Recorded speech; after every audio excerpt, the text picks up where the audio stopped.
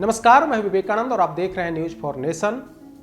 आज से हम एक नई शुरुआत कर रहे हैं। दिन भर की जो बड़ी खबरें होंगी जिन्हें जानना आपको जरूरी होगा, उन तमाम खबरों को लेकर खास करके 3-4 ऐसी खबरें होती है जो दिन भर की सुर्खियां होती हैं। उन खबरों को लेकर के हम हाजिर होंगे और आपको हम बताएंगे। उस खबर तो बताएंगे ही, साथ ही खबर के पीछे की जो खबर है उसको भी बताने की हम कोशिश करेंगे। तो आज से हम इसकी शुरुआत कर रहे हैं और हर दिन शाम में हम दिन भर की जो बड़ी खबरें हैं, जो महत्वपूर्ण खबरें होती हैं, उन खबरों को लेकर के हाजिर होंगे। तो आज की खबर वैसे तो यूपी चुनाव से जुड़ा है, लेकिन यूपी चुनाव को लेकर के बिहार में राजनीतिक गतिविधि तेज है। बिहार की सत्ताधारी पार्टी जेडीयू और बीजेपी में भारी अंतर्विरोध है। सिर्फ जेडीयू और बीजेपी में ही नहीं, बल्कि जेडीयू, बीजेपी और वीआईपी पार्टी में भी। तो अभी हम बात करेंगे बीजेपी और जेडीयू की। दरअसल यूपी चुनाव में जेडीयू की आस थी, वो आस लगाए बैठी हुई थी कि बीजेपी वहां हम मेरे साथ मिलकर के चुनाव लड़ेगी, लेकिन बीजेपी ने साफ क्लियर कर दिया है कि मुझे जेडीयू से गठबंधन नहीं करना है। आज दिल्ली में प्रेस कॉन्फ्रेंस भी हुआ। बीजेपी के राष्ट्रीय अध्यक्ष जेपी नड्डा ने निषाद पार्टी और अपना दल से गठबंधन का बाकायदा ऐलान भी कर दिया। प्रेस कॉन्फ्रेंस करके बता दिया और बताया कि बहुत जल्द ही सीटों को लेकर के भी ऐलान हो जाएगा। लेकिन जेडीयू अभी भी आस में है। कल केसी त्यागी ने लखनऊ में प्रेस कॉन्फ्रेंस करके कहा कि बीजेपी से मेरा गठबंधन नहीं हुआ, काफ़ी इससे असंतोष है। हम पूरी कोशिश थे, हमारे नेताओं से बातचीत भी हुई थी बीजेपी नेताओं से, तब उनकी तरफ से कहा गया था कि आपके साथ समझौता होगा, सीटों का बंटवारा लास्ट आवर में कर दिया जाएगा। लेकिन इन वक्त पर अब बीजेपी कह रही है कि हम जेडीयू के साथ समझौता नहीं कर सकते हैं। ऐसी स्थिति में हमें मजबूर होकर एकला चलो, यानी कि अकेले चुनाव लड़ने की प्लानिंग अब हम लोगों ने कर ली है। कल उन्होंने लखनऊ में यह बात कही। आज दिल्ली में शाम के 4 बजे दिल्ली में बैठक थी। करीब 2 घंटे तक बैठक दिल्ली में चली है। राष्ट्रीय कार्यालय में राष्ट्रीय अध्यक्ष ललन सिंह की अध्यक्षता में बैठक चली। उस बैठक में केंद्रीय मंत्री आरसीपी सिंह थे, केसी त्यागी थे और उत्तर प्रदेश से जुड़े अन्य नेता थे। उन तमाम नेताओं के बीच बैठक हुई, काफ़ी देर तक बैठक हुई। बैठक के बाद आरसीपी सिंह, जिन्हें यूपी चुनाव में बीजेपी से समझौता का जिम्मा दिया गया था, ये यूं कहें कि जेडीयू ने उन्हें आगे किया था कि आप केंद्र में मंत्री हैं, आपकी नज़दीकी बीजेपी नेताओं के साथ है, ऐसी स्थिति में आप बीजेपी नेतृत्व से बात करिए और सीटों का जितनी सीट पर हम लड़ना चाहते हैं उस पर समझौता कराएं। जेडीयू के राष्ट्रीय अध्यक्ष ललन सिंह ने कई बार पटना में भी कहा कि हमने आरसीपी सिंह को यह जिम्मा दिया है कि वे बीजेपी नेताओं से बात करेंगे, क्योंकि उनकी बीजेपी नेताओं से निकटता अधिक है। तो जेडीयू नेतृत्व ने आरसीपी सिंह को आगे कर दिया था, केसी त्यागी को वहां का प्रभारी बना दिया गया था और आरसीपी सिंह को बीजेपी से बात करने का जिम्मा दिया गया था। लेकिन अब तक उस आरसीपी सिंह अपनी जिम्मेदारी, या यूं कहे कि जो लक्ष्य दिया गया था उस लक्ष्य को प्राप्त करने में विफल रहे। आज जब मीटिंग हुई तो मीटिंग में इन तमाम मुद्दों पर चर्चा हुई और इसके बाद जब मीटिंग समाप्त हुई उसके बाद आरसीपी सिंह ने कहा कि अभी भी हमें आशा है कि बीजेपी से हमारा समझौता हो जाएगा। यानी कि वे सीधे सीधे बीजेपी पर हमला नहीं बोल रहे हैं। इसका मतलब यह है कि कहीं ना कहीं उन्हें डर है, क्योंकि केंद्र में मंत्री हैं, मोदी कैबिनेट में वे इस्पात मंत्री हैं। इस लिहाज से वे बीजेपी को पूरी तरीके से बीजेपी पर ऑफेंसिव नहीं होना चाहते हैं। बीजेपी पर कहीं ना कहीं वे नरमी दिखा रहे हैं। जबकि दूसरी तरफ देखिए, केसी त्यागी लगातार बीजेपी पर वादा खिलाफी, या यूं कहें कि बीजेपी ने जो समझौता नहीं किया, जो सीट बंटवारे में जेडीयू को अपना सहयोगी नहीं माना, तो सीधा निशाना बीजेपी केसी त्यागी का बीजेपी नेताओं पर है। लेकिन आरसीपी सिंह का अभी भी विश्वास है, वे अभी भी इस आस में बैठे हैं कि बीजेपी का जो नेतृत्व है वो हमें कभी वो सीटों पर उस पर समझौता हो जाएगा। आरसीपी सिंह ने कहा कि चूंकि हम लोग जिन सीटों की मांग कर रहे हैं उन इलाकों में चुनाव 6ठे चरण और 7वें चरण में है, तो ऐसी स्थिति में अभी बातचीत की गुंजाइश बची हुई है। 1-2 दिनों में रिजल्ट कुछ न कुछ आ जाएगा। लेकिन एक दिन पहले यानी कि 24 घंटे पहले लखनऊ जाकर के केसी त्यागी जो उत्तर प्रदेश चुनाव के प्रभारी हैं जेडीयू के, उन्होंने साफ कहा कि बीजेपी से अब बातचीत की कोई गुंजाइश नहीं बची है।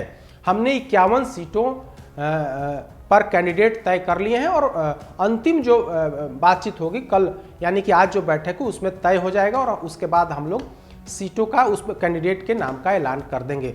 लेकिन आज जब बैठक हुई और बैठक के बाद आरसीपी सिंह ने कहा कि अभी भी गुंजाइश बची हुई है, अभी भी बीजेपी से बातचीत जारी है और 1-2 दिनों में समझौता होने की उम्मीद है। तो कहीं ना कहीं जेडीयू नेताओं में भी भारी अंतर्विरोध है। हम इसी ओर आपका ध्यान आकृष्ट करा रहे हैं कि जेडीयू में अभी भी अंतर्विरोध है।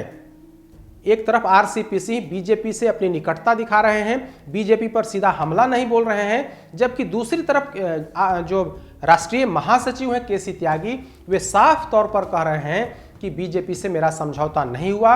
हम लोग बैठे थे कि बीजेपी से के साथ गठबंधन हो जाएगा और हम गठबंधन में मिलकर के चुनाव लड़ेंगे, लेकिन ऐसा नहीं हुआ। अब हम अकेला चुनाव लड़ेंगे। तो बीजेपी ने तो एक तरह से कहें कि जेडीयू को पूरी तरीके से खारिज कर दिया है। बीजेपी का मानना है कि वहां हमने अपना दल से समझौता कर लिया है, ऐसे में हमें जेडीयू से समझौता की कोई ज़रूरत नहीं है। वैसे भी उत्तर प्रदेश में जेडीयू का कोई जनाधार नहीं है। तो इन तमाम बातों को देख करके बीजेपी नेतृत्व ने शायद यह फैसला लिया कि हमें जेडीयू को सीट देने से कोई फायदा होते हुए नहीं दिख रहा है।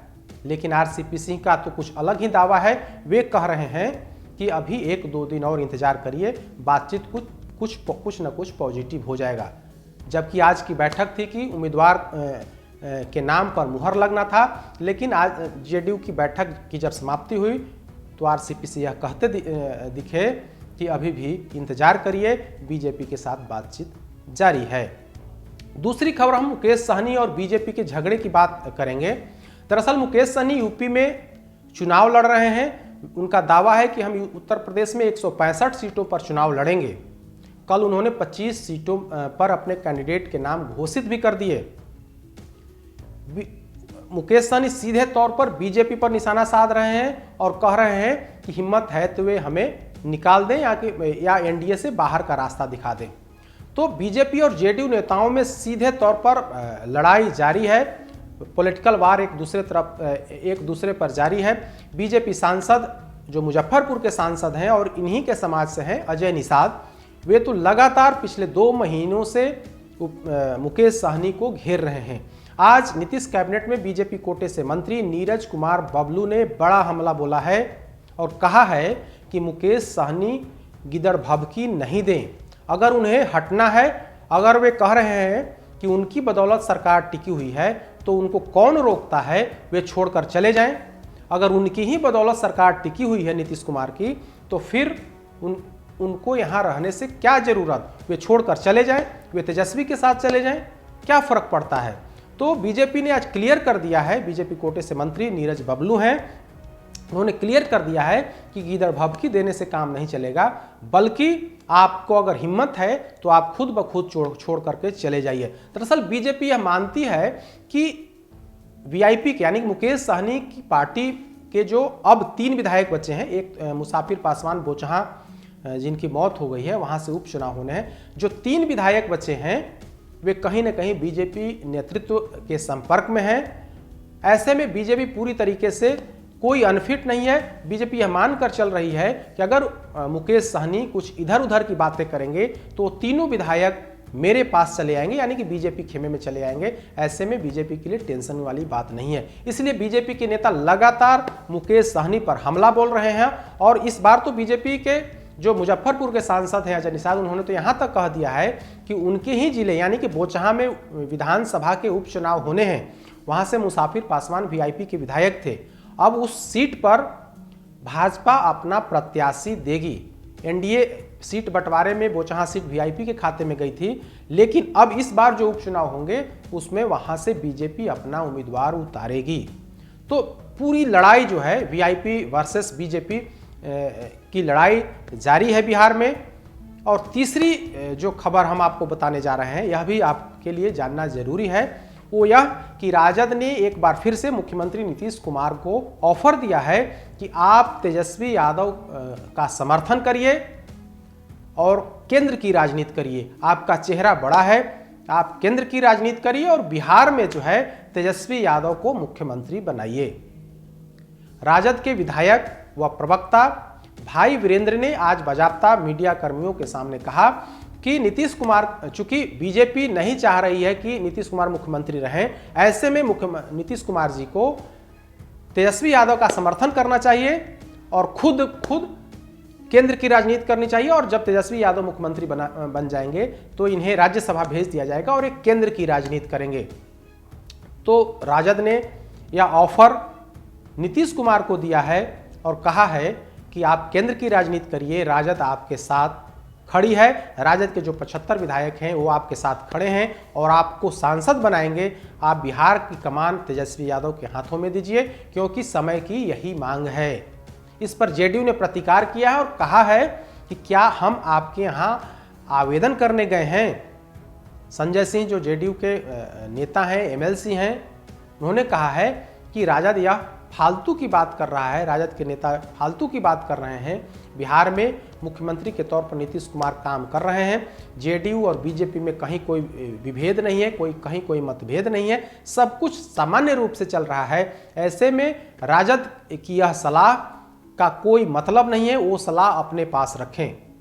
तो इस ऑफर को जेडीयू ने पूरे तौर पर खारिज कर दिया है। राजद ने जो ऑफर दिया था उस ऑफर को जेडीयू नेतृत्व ने, जेडीयू के नेताओं ने खारिज कर दिया है। तो 3 आज बिहार की बड़ी खबरें थीं।